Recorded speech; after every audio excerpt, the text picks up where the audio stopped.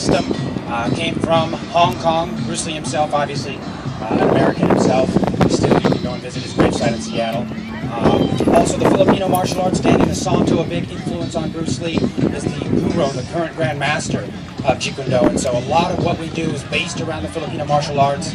And what we wanted to do is give you a little bit of a demonstration of some of those systems that we utilize and some of the simple drills that we put together. So we're not trying to impress you with really flashy work. What we're trying to do is show you what the normal average student coming in after maybe 6 months of training is going to be able to perform for you in a short period of time. So I do have a number of my students over here, 5 of them here, one of them my wife as well, and we're going to go through a progressive different demonstration here of some of the different tactics that we utilize in the Filipino martial arts. So coming up first, lovely couple, the Myers, Linda and Dawn. What they're going to demonstrate for you guys is a little bit of stick work. Now, stick work is really the heart of Filipino martial arts, and most of what we do in Filipino martial arts starts with a stick in your hand. So it's pretty empowering. People like that about the Filipino martial arts. The first day you come in and you want to train, you're already doing weapons work. So they're doing a drill right now, right? It goes through a 6 and a 10 count different drill. It's called sombrada. All right. So this drill, as you see, is a flowing drill where every time within that drill, you're giving and receiving simultaneously. Right? In the Filipino martial arts, as well as in Jeet Kune Do, most of what we do is in real time with a partner. Actual hands-on drilling, working with another individual, touching and exchanging energy. Okay. So again, you'll see here they're now moving from the 6 count sobrada, and now they're pushing into the 10 count sobrada, adding and moving through these drills seamlessly. Right? That's really the most difficult part of the drills, is putting these things together seamlessly and allowing your mind to create the synapses between these drills. Right? As they go through this drill, they can also transfer to another drill. Comes from the Filipino martial arts, also is experienced in Wing Chun, which is a big influence on Jeet Kune Do. It's known as a hubad. Right? You'll actually see this specific hubad drill done in a lot of the movies nowadays, because movies use a lot of the Filipino martial arts unknowingly to the general public. So this drill here, where they're coming in tight, exchanging energy with their forearms and wrists, is known as hubad. Actually, some of this drill within itself was used in the most recent Batman movie, if you're aware of what's going on. So a lot of the movie directors are picking up on the Filipino martial arts and putting it into the movie. So that's one example of that. Right? As they flow, they just bring it right back to their first drill. So just a combination of drills, moving in and out, in and out. And again, they've not been with me, all that long. They just come in, they enjoy it, they come in after work. Relieve a little bit of stress. It's not that hard on the body, but it keeps the mind flowing. It's a very frustrating system that takes a lot of concentration and focus. Right? Thank you very much. Appreciate it. Linda and Don Meyer, please. All right, next up, another couple of my students. One of them actually my teacher, my wife. All right, my wife Sunshine coming up here with Brian Andrews. He's been with me for quite some time. Now, we did mention that we also train in Brazilian Jiu-Jitsu and pancration. But we're not going to demonstrate those items today, right? Pancration is from Greece, and Brazilian Jiu-Jitsu simply is from Brazil. So we wanted to highlight the cultures of the Asian today with the Filipino and Chinese martial arts. So moving on, this is the next level of what you would see in a Filipino martial arts class. You see that they have hand protection on their lead hand.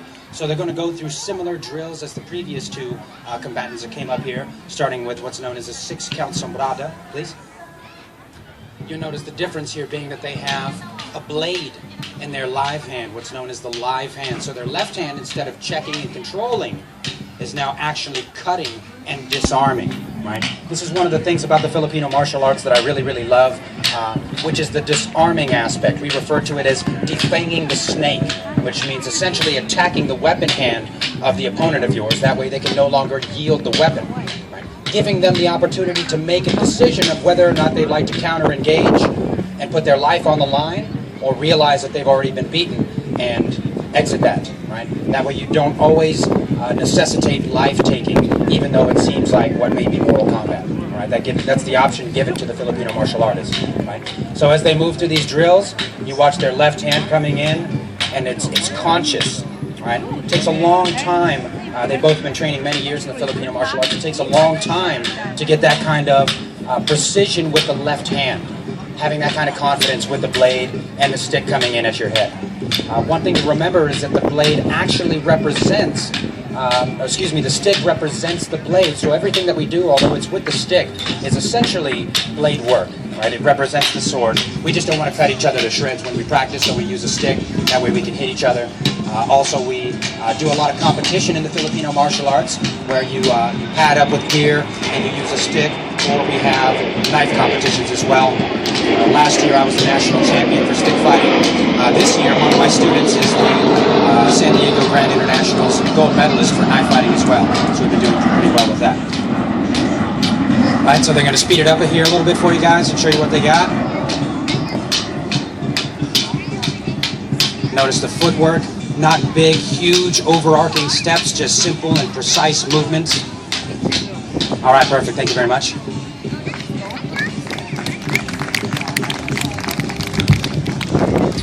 So we just want to do one more quick example for you. I'm going to jump in here with one of my students. His name is Sam. He's from the Jordan. We're very happy to have him over at P5 Academy. We're going to show you something a little bit more advanced. When you close the distance, things become more difficult. Okay.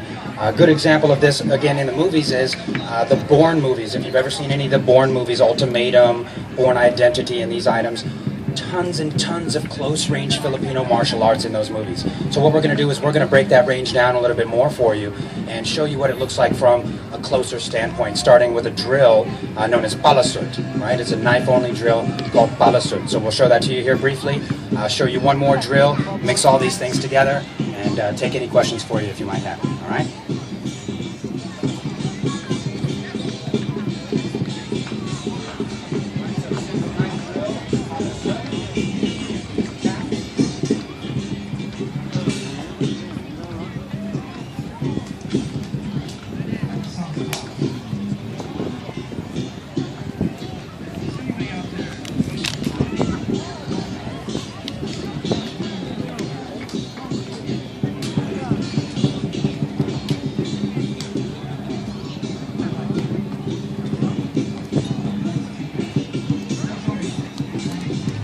So what we'll do for you one time is we're going to move that drill into the previous drill that they were doing with the stick and blade to show you how that differs. Add a third drill into that, then move directly into a free flow. Okay, so this would be some of the most advanced work at the Academy, free flowing through multiple drills, cueing off of your partner, not necessarily knowing what they're going to do, but responding to that cue in real time. So this is what we're all looking to do with the drills, is be able to respond to cues in a real time. So if someone were to perhaps attack you on the street with a bladed weapon, you would be able to respond accordingly. All right?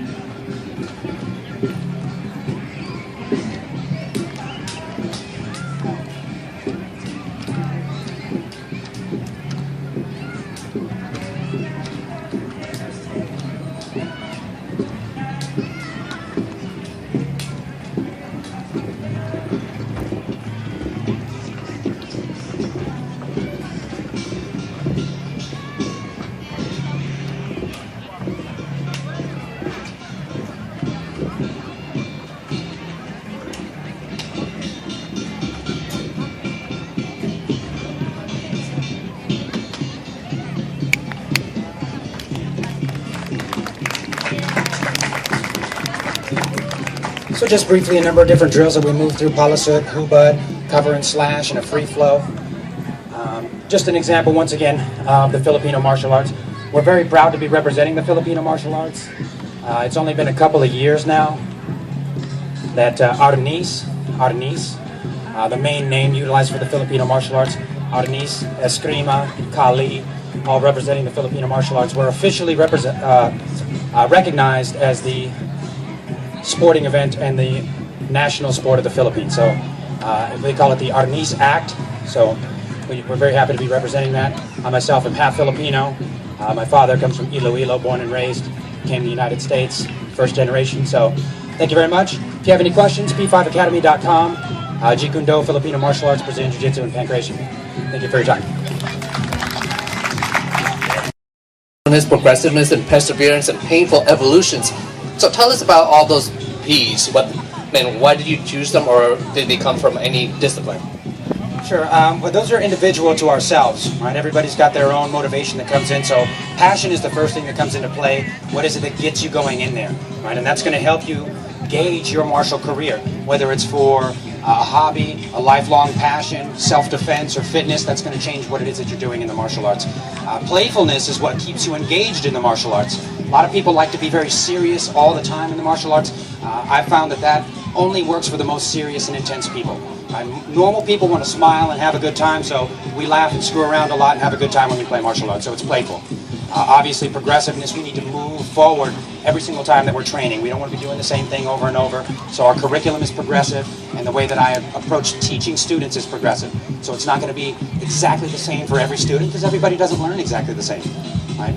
Perseverance, obviously, is what keeps you going. You have to persevere. There's a lot of endurance, muscular expenditure, sweat, calories burned, time taken that comes into martial arts. And then last is painful evolution. Truth of the matter is, if you want to learn to fight, you're probably going to get hurt a little bit. So you got to utilize those opportunities of getting hit, maybe getting touched with a blade or hit with a stick as an opportunity for growth and evolution in your life, and not looking at it as something negative.